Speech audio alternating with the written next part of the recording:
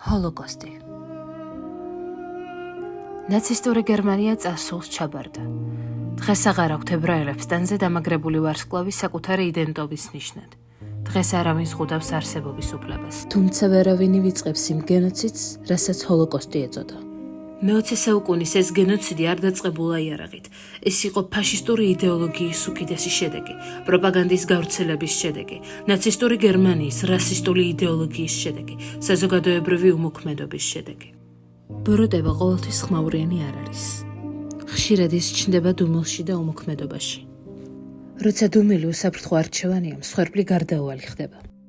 ჰოლოკოსტი გვასწავლის, რომ კანონი ყოველთვის არ ნიშნავს სამართლიანობას. რომ შეიძლება სახელმწიფო მოქმედებდეს კანონიერად და მაინც უსამართლოდ.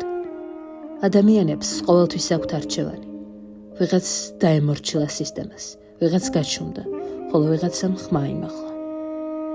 ეს გრიგოლ ფერაძე, ქართველი მღვდელი და მეცნიერი, რომელმაც ისტორიას თავის საკუთარი ადამიანობით დაამახსოვრა.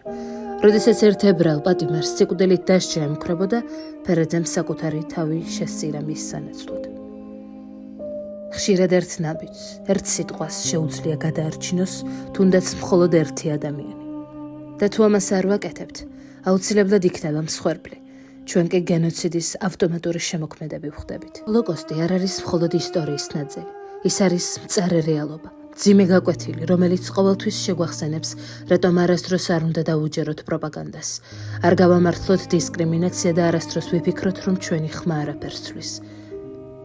ისტორიამ ერთხელ უკვე მკაფიოდ გვაჩვენა, როცა ადამიანები ჩუმდებიან, ბოროტება თავისუფლდება.